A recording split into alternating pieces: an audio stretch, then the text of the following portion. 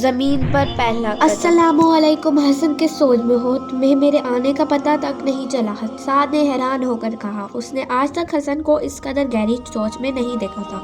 حسن اس وقت تک اپنے گھر کے باغیچے میں بیٹھا تھا۔ شام کا وقت تھا، درختوں اور پودوں پر پرندے چہک رہے تھے اور سورج لمحہ بہ لمحہ نیچے کی طرف جا رہا تھا۔ اس کی کرنیں درختوں کے اوپر والے حصوں پر پھیل رہی تھیں۔ حسن نے چونک کر سر اٹھایا۔ سعد بالکل اس کے نزدیک کھڑا۔ وعلیکم السلام۔ سعد آؤ بیٹھو۔ واقعی مجھے پتہ تک نہیں چلا کہ تم کب آئے۔ ایسی بھی کیا سوچ؟ کیوں تم کچھ پریشان سے لگ رہے ہو؟ سعد بولا۔ اس میں شک نہیں، میں بہت گہری سوچ میں تھا۔ صبح سے ایک پریشانی کھائے جا رہی ہے۔ آخر بات کیا ہے؟ سعد نے پوچھا۔ رات میں عشاء کی نماز پڑھ کے جلدی سو گیا۔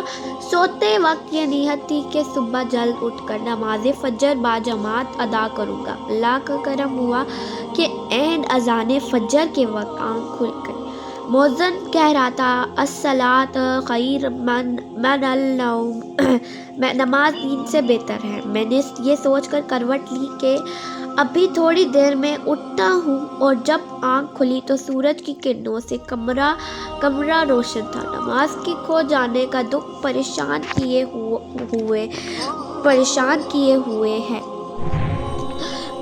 میں صبح ہی سے اس بات پر سوچ رہا ہوں کہ آخر کیا وجہ ہوئی کہ اذان کے وقت آنکھ کھلتے ہی میں نماز کا فوت ہو جانا ہے تو دکھ کی بات، لیکن تمہارا یہ احساس بھی اللہ تعالیٰ کے ہاں انشاءاللہ نیکی بے شمار ہوگا۔ اور جہاں تک سوال ہے کہ تم اذان کے وقت آنکھ کھلتے ہی تو اٹھے کیوں نہیں، تو اس کے پیچھے شیطان کا عمل دخل تھا۔ شیطان کون ہے؟ تم بتا سکتے ہو؟ شیطان کون ہے؟ کہاں رہتا ہے یا کیا کرتا ہے؟ یہاں تک کہہ کر حسن خاموش ہو گیا۔ سعد نے یہ سن کر کہا، شیطان کے بارے میں ہم سبھی سنتے رہتے ہیں۔ میرے والدین اکثر کہتے ہیں شیطانی کاموں سے بچو، شیطان تمہیں اللہ کے راستے سے ہٹاتا ہے اور اپنے راستے پر لگاتا ہے۔ بالکل یہی بات ہے۔ سوال یہ ہے کہ شیطان ایسا کیوں کرتا ہے؟ وہ انسانوں کا دشمن کیوں ہے؟ کیا تم بتا سکتے ہو؟ حسن نے پرجوش انداز میں پوچھا۔ نہیں، میرا خیال ہے اس سلسلے میں ہمیں بڑوں سے بات کرنی چاہیے۔ تو آؤ ابھی ابا جان کے پاس چلتے ہیں۔ دونوں باغیچے سے نکل کر اندرونی کمرے میں داخل ہوئے۔ یہاں حسن کے والد زاہد صاحب اپنی چھوٹی بیٹی کو قرآن کریم پڑھا رہے تھے۔ السلام علیکم ورحمۃ اللہ ابا جان۔ السلام علیکم ورحمۃ اللہ چچا جان، دونوں نے ایک ساتھ کہا۔ وعلیکم السلام ورحمۃ اللہ وبرکاتہ۔ آؤ بھائی آؤ ابا جان، ہم آپ سے کچھ پوچھنے کے لیے آئے ہیں۔ اچھی بات ہے بیٹے، جو پوچھنا ہے تو پوچھ لو۔ یہ شیطان کون ہے؟ حسن بولا۔ بیٹا، شیطان کے بارے میں تفصیل سے جاننے کے لیے تو کافی وقت درکار ہے، اور یہ کام رات کو عشاء کی نماز کے بعد سونے سے پہلے ہو سکے گا، ابا جان نے کہا۔ چلیے ٹھیک ہے، آج رات کو سونے سے پہلے یہ پروگرام طے رہا، باقی بچے بھی آ جائیں گے، حسن نے کہا۔ بالکل ٹھیک، زاہد صاحب مسکرا دیے۔ عشاء کی نماز سے فارغ ہو کر سب بچے زاہد صاحب کے گرد جمع ہو گئے۔ سب کے چہروں پر اشتیاق صاف نظر آ رہا تھا۔ آخر زاہد صاحب نے کہنا شروع کیا۔ سب سے پہلے تو آپ یہ جان لیں کہ جب اس کائنات میں کچھ بھی نہیں تھا، اللہ تعالیٰ اس وقت بھی تھا۔ پھر اللہ تعالیٰ نے اپنی عبادت کے لیے فرشتوں کو پیدا فرمایا۔ معاف کیجیے گا ابا جان، فرشتوں کو کیسے پیدا فرمایا؟ حسن نے معذرت کے انداز میں سوال کیا۔ بھائی، اس کا سیدھا سادہ جواب یہ ہے کہ اللہ تعالیٰ جب کسی کام کے کرنے کا ارادہ فرماتا ہے تو وہ کہتا ہے کن، یعنی ہو جا، تو بس وہ کام ہو جاتا ہے۔ چنانچہ فرشتے پیدا ہو گئے۔ ان کے بعد اللہ تعالیٰ نے جنوں کو پیدا فرمایا، پھر زمین و آسمان کو پیدا فرمایا۔ زمین و آسمان کی تخلیق کے بعد اللہ تعالیٰ نے انسان کو پیدا کرنے کا ارادہ کیا۔ آپ لوگ سمجھ رہے ہیں نا؟ جی ہاں، سب بچے ایک آواز ہو کر بولے۔ بہت خوب۔ اللہ تعالیٰ نے سب سے پہلے سیدنا آدم علیہ السلام کو پیدا کیا، لیکن کیسے چچا جان؟ سعد نے وضاحت طالب کرنے کے انداز میں کہا۔ میں تفصیل بتاتا ہوں، ظاہر صاحب نے کہا۔ سیدنا آدم علیہ السلام دنیا کے سب سے پہلے انسان تھے۔ آپ سے پہلے کوئی انسان نہیں تھا، اس لیے آپ کو ابو البشر یعنی انسانوں کا باپ کہا جاتا ہے۔ ہماری زمین کو انسانوں کے آباد کرنے کے لیے سیدنا آدم علیہ السلام کو پیدا کیا گیا تاکہ زمین پر زندگی شروع ہو۔ سیدنا آدم علیہ السلام کو اللہ تعالیٰ نے مٹی سے پیدا فرمایا، لیکن آپ کو پیدا کرنے سے پہلے اللہ تعالیٰ نے فرشتوں پر اپنا ارادہ ظاہر کیا۔ اس بارے میں اللہ تعالیٰ فرماتا ہے، اور جب تیرے رب نے فرشتوں سے کہا کہ میں زمین میں خلیفہ بنانے والا ہوں، فرشتوں کو یہ فرمان سن کر حیرت ہوئی۔ انہیں اللہ تعالیٰ کے ارادے پر کوئی اعتراض نہیں تھا۔ وہ فرما بردار مخلوق ہیں، کسی صورت بھی اللہ کی نافرمانی نہیں کرتے۔ اللہ تعالیٰ انہیں جو حکم دیتا ہے وہ بجا لاتے ہیں، لیکن وہ اپنی حیرت کو دور کرنا چاہتے تھے۔ یہ جاننا چاہتے تھے کہ اس نئی مخلوق کو کس مقصد کے لیے پیدا کیا جا رہا ہے۔ عبادت کے لیے تو وہ کم نہیں تھے۔ ان کا خیال تھا کہ یہ نئی مخلوق زمین میں فساد پھیلائے گی، خون بہائے گی۔ اس لیے انہوں نے اپنے رب سے سوال کیا، تو ایسے شخص کو کیوں پیدا کرتا ہے جو زمین میں فساد کرے اور خون بہائے؟ اور ہم تیری تسبیح، حمد اور پاکیزگی بیان کرنے والے ہیں۔ اللہ تعالیٰ نے جواب دیا، جو میں جانتا ہوں وہ تم نہیں جانتے۔ اللہ تعالیٰ جانتا تھا سیدنا آدم علیہ السلام کی اولاد سے انبیاء رسل، نیک صالح اور اس سے محبت کرنے والے لوگ پیدا ہوں گے۔ اللہ تعالیٰ یہ بھی جانتا تھا کہ سیدنا آدم علیہ السلام کی اولاد میں سے ایسے لوگ بھی پیدا ہوں گے جو برے کام کریں گے، زمین میں فساد پھیلائیں گے، لوگوں کو ناحق قتل کریں گے، لیکن ایسے لوگ بھی ہوں گے جو نیکیاں کریں گے۔ یہاں تک کہ کہہ کر زاہد صاحب خاموش ہو گئے۔ حسن نے بے تابانہ انداز میں پوچھا، آپ نے اب تک یہ نہیں بتایا کہ اللہ تعالیٰ نے سیدنا آدم علیہ السلام کو کس طرح پیدا فرمایا؟ اب میں اسی طرف آ رہا ہوں۔ اللہ تعالیٰ نے سیدنا آدم علیہ السلام کو مٹی کے ایک مٹھی سے پیدا کیا۔ مٹی کی اس مٹھی کو اللہ تعالیٰ نے تمام زمین سے لیا تھا، اس مٹھی کا گڑھا بنایا، پھر اس گڑھے میں سے ایک صورت تیار کی۔ یہ صورت آدمی کی تھی، پھر اس میں اپنی روح پھونکی، اس طرح ان میں زندگی آ گئی، وہ حرکت کرنے لگے۔ مٹی کی اس مٹھی میں چونکہ زمین کی تمام اقسام کی مٹی شامل تھی، اس لیے دنیا میں جتنے لوگ پیدا ہوئے یا ہوں گے سب مختلف رنگوں اور مختلف مزاجوں کے ہیں۔ سیدنا ابو موسیٰ اشعری رضی اللہ عنہ جلیل القدر صحابہ کرام میں سے ہیں۔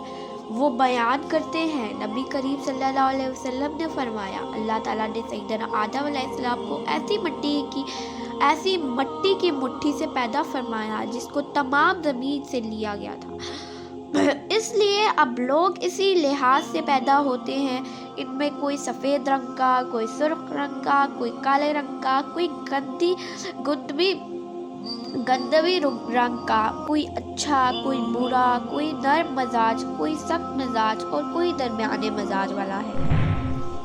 جامع ترمذی میں سیدنا ابو ہریرہ رضی اللہ عنہ سے روایت ہے، وہ فرماتے ہیں، نبی اکرم صلی اللہ علیہ وسلم نے فرمایا، جب اللہ تعالیٰ نے سیدنا آدم علیہ السلام کو پیدا کیا تو ان میں روح کو پھونکا تو انہیں چھینک آ گئی، انہوں نے الحمدللہ کہا اور اللہ کے حکم سے اس کی تعریف کی۔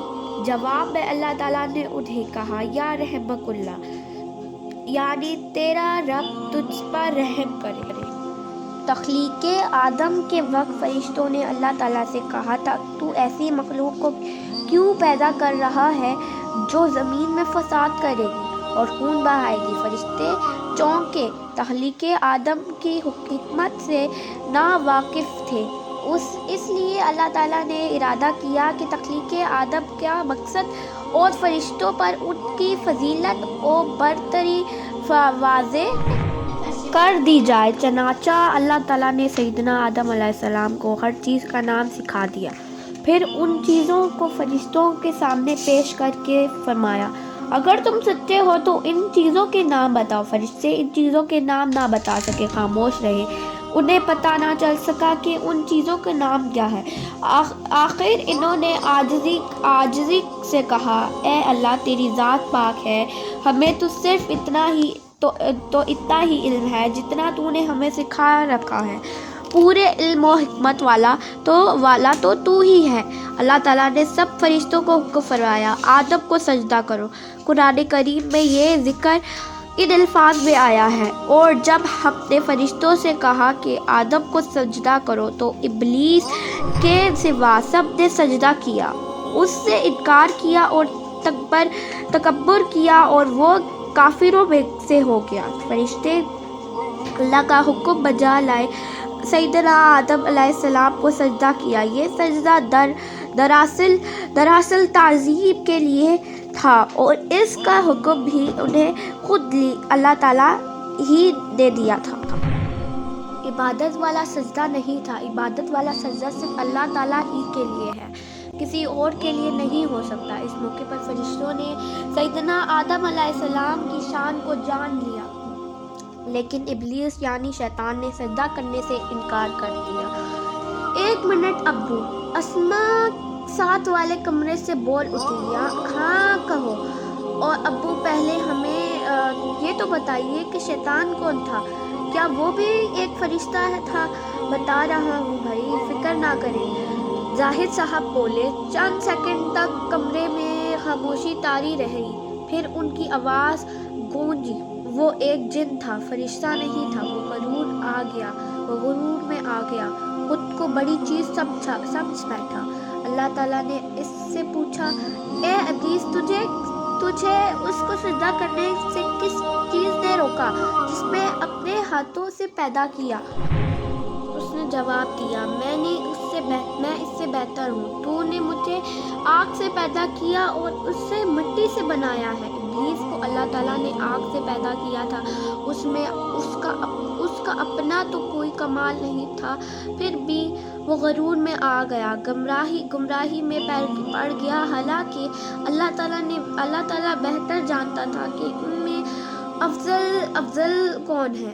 یہ غرور اور تکبر ابلیس کو اللہ تعالیٰ کی نافرمانی کی طرف لے گیا۔ اللہ تعالیٰ نے اس پر ناراضگی کا اظہار کیا اور اسے جنت سے نکال کر باہر کیا، ساتھ ہی اس پر لعنت فرمائی۔ اس سے فرمایا، تو یہاں سے نکل جا، تو مردود ہوا اور تجھ پر قیامت کے دن تک میری لعنت اور پھٹکار ہے۔ شیطان نے اپنے بارے میں اللہ تعالیٰ کا فیصلہ سنا تو اس نے کہا، اچھا تو پھر مجھے قیامت تک کی مہلت دے دے تاکہ میں آدم کی اولاد کو بہکاؤں، ان میں وسوسے ڈالوں، انہیں شرک میں مبتلا کروں اور ان میں نفرت، بغض اور کینہ پیدا کروں، انہیں برائیوں پر اکساؤں، انہیں جنگ اور قتل و غارت گری پر لگا دوں۔ ان میں سے جو میری پیروی کرے گا وہ ضرور یہ سب کرے گا۔ سب کہاں کرے گا؟ کیا یہ کہا اس نے حیرت ہے؟ حسن بول اٹھا، ہاں بالکل، یہ ساری کہانی قرآن کریم میں موجود ہے اور احادیث میں بھی اس کا تذکرہ ملتا ہے۔ پھر کیا ہوا چچا جان؟ اللہ تعالیٰ نے اسے کیا جواب دیا؟ سعد نے پوچھا۔ اللہ تعالیٰ نے اس سے فرمایا، تم مہلت والوں میں ہے یعنی اسے مہلت مل گئی۔ سب بچے ایک ساتھ چلا اٹھے۔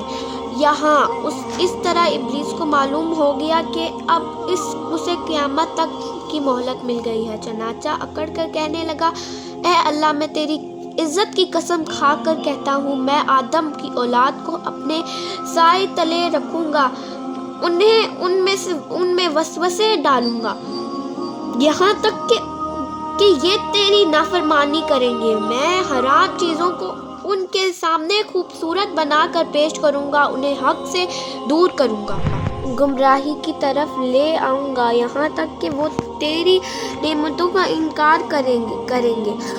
البتہ جو نیک ہوں گے، مخلص ہوں گے، عبادت گزار ہوں گے، انہیں میں گمراہ نہیں کر سکوں گا۔ اس بات چیت کا ذکر اللہ تعالیٰ نے قرآن کریم میں ان الفاظ میں کیا ہے، تیری عزت کی قسم، میں ان سب کو یقیناً بہکا دوں گا سوائے تیرے بندوں کے جو خاص اور پسندیدہ ہیں۔ اسی وقت سے ابلیس انسان کا دشمن بن گیا۔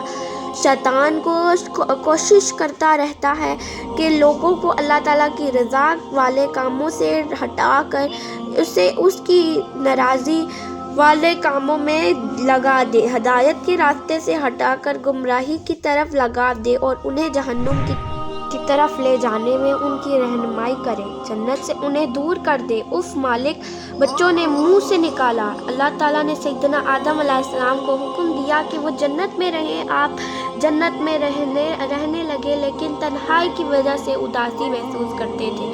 تب اللہ تعالیٰ نے حوا علیہ السلام کو پیدا فرمایا۔ انہیں سیدنا آدم علیہ السلام کی پسلی سے پیدا کیا گیا اور سیدنا آدم علیہ السلام سے فرمایا، تم اور تمہاری بیوی جنت میں رہو اور جس جگہ سے تم دونوں چاہو اطمینان سے کھاؤ۔ چنانچہ سیدنا آدم علیہ السلام اور حوا علیہ السلام دونوں جنت میں آرام اور آسائش سے رہنے لگے۔ اللہ تعالیٰ نے ان سے فرمایا، جنت میں تم تھکن محسوس کرو گے، نہ کمزوری، اور نہ وہاں کسی چیز کی محتاجی ہوگی، سورج کی گرمی بھی نہیں ہوگی۔